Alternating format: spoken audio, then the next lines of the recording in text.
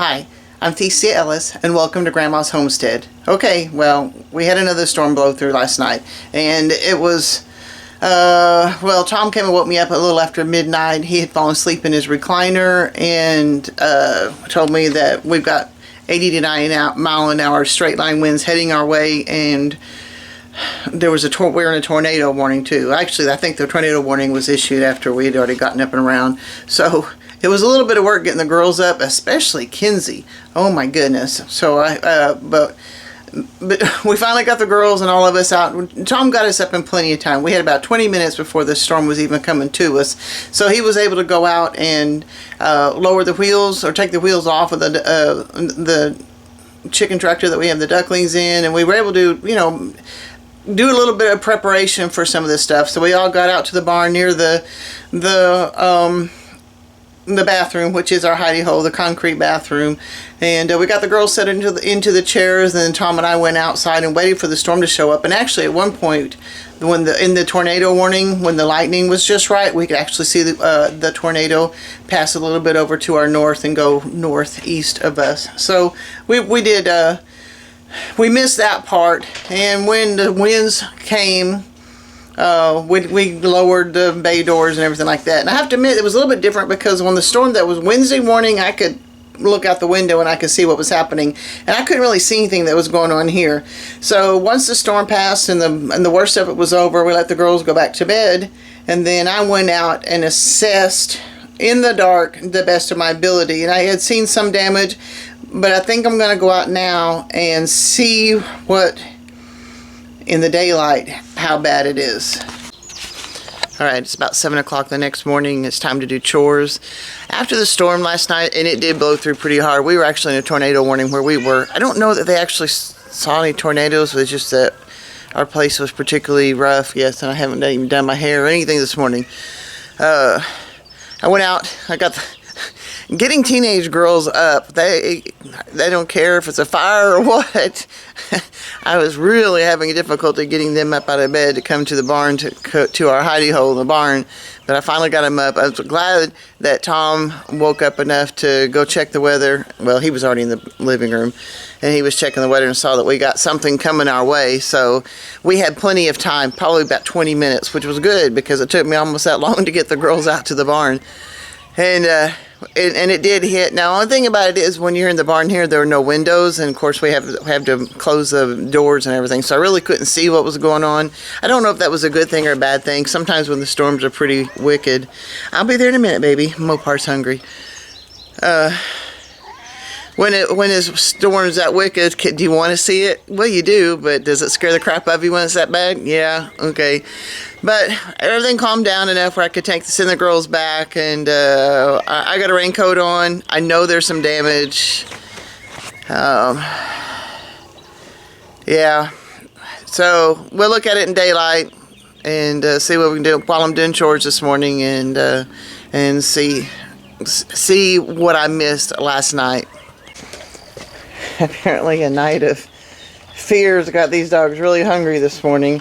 When we were trying to get things prepared to come to the barn, of course they follow me everywhere I go and stuff, until just before the storm hit, and I was heading back to the barn, and they refused to come out of the house. So they spent the storm in the house. So that's probably the reason they're a little bit stressed this morning, because I mean, it's always loud in this barn too, because it's just a tin building. But I don't know. I bet the house was rocking and rolling. And these guys were so freaked out last night, you could hear them chirping even over the storm. I think it's chilly this morning, but I think I'm going to go ahead and put them out in their little playpen, so, because you can tell, look at the water. I just filled that up last night. Of course, when I fill it up, it only lasts about an hour anyway, but it's all in the shavings. So this little playpen thing I use actually works out really well. Alright, the ducklings are in there, obviously, already in the water. So they can spend the day here. I've got this piece of board on top. Makes a nice shade. I don't know, I like this setup. And I can move it every day, put it in a different spot every day, so they don't get all poopy and watery all in one spot. And they're doing well enough that well, they can get in the water and they can get right back out. And so far I haven't had any trouble with losing it. The only one I lost was when in the brooder, when the shavings got wet overnight and one of them got cold and died. But other than that, they look pretty good. I think this is a little more twisted, a little more damaged, but you know what? It's interesting. The post that was all tweaked down is actually tweaked back up again. Interesting. This is what's left of my brooder shed. That's the fan that would hang from the ceiling.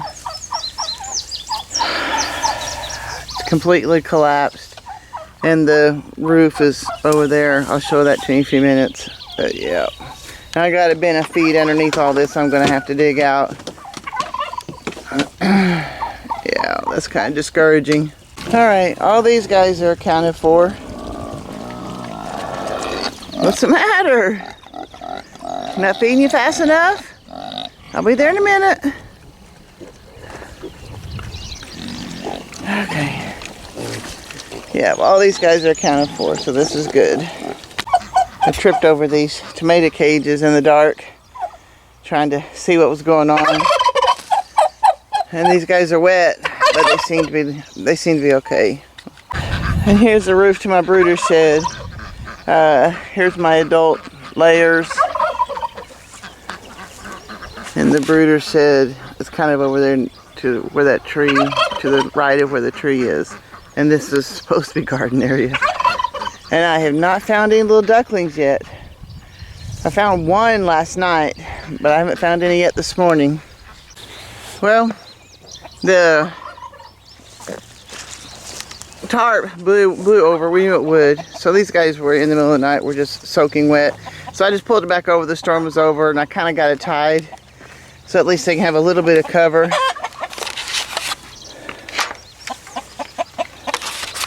They don't look too much for worse for wear, and I'm glad for that.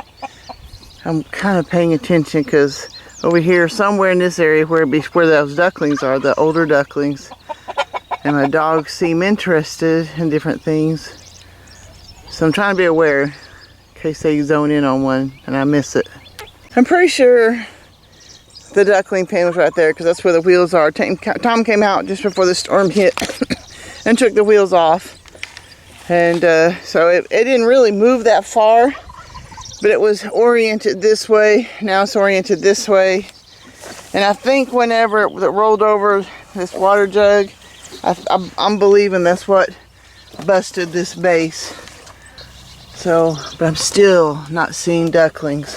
I'm going to leave this open. I'm going to throw some feed in here, and hopefully they'll try to find their way back if there's anything. Like I said, I only found one last night, but it was like 2 o'clock in the morning, something like that.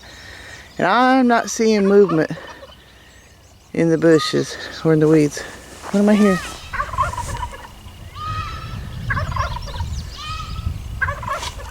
I don't know what that is. The dogs are holding.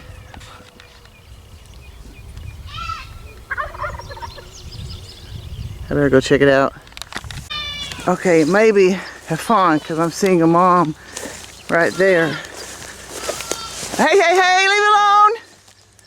Guys! Shoot. Well, that was a fawn that the dogs have found, and it was all the way down by the pond, or what's left of the pond. And I saw the mom, and she was really trying hard to call the pond, but my dogs had her pinned. So I've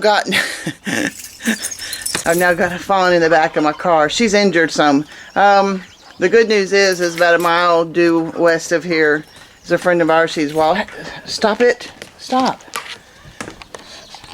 She does Wild Heart Ranch. She takes in rescues. So that's where I'm going to go now. Is I'm going to take this fawn over to Wild Heart Ranch.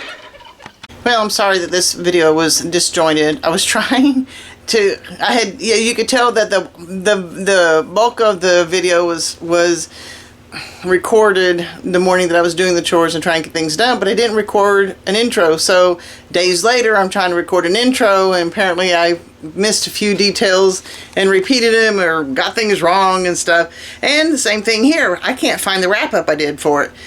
So I'll just tell you the best I can that I tried to cheat and get it and it didn't work. That's what you get. That's what happens to me all the time anyway. If I try to cheat and slip in something different, it just doesn't work for me. The ducklings disappeared. They were gone for like 36 hours, and but they did end up coming back. I believe I mentioned that in a future video. I don't know. I have no idea. Things have been kind of hectic around here.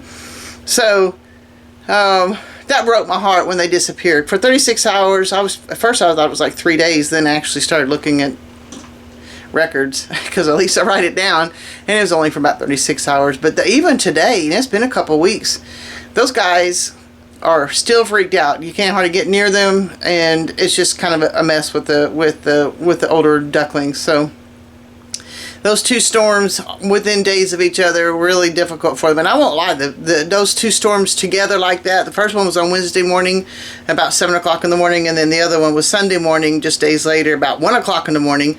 And both of them damaging like they were. It was, I struggled with it, and that's probably part of the reason that I didn't get this particular video out in time. I was busy trying to help clean up and kind of get my own head together. But you know what? The ducklings came back. Everybody's fine. My brooder shed is not fine. Tom put the skirting back together. It blew apart even more, and I didn't even mention that in this video. There were 2 or 3 other things. We did have some tree damage on this one. Because we don't have very many trees, and our trees are not big and stuff. But a lot of our friends and neighbors had significant tree damage and roof damage because the trees went through the roofs and stuff, and we didn't have that. The only thing that really was damaged, and I'm looking at it and it may not be able to be salvageable, is the brooder shed. So I don't know, it was just 2 storms too close together with damage on them, and I was struggling with it. But we're all okay. I promise we're all okay. But I think I'm happy to finally get this video wrapped up and out to you so that you can see kind of what life has been around here. Alright guys, this is all I got for you today. God bless. I'll see you next time.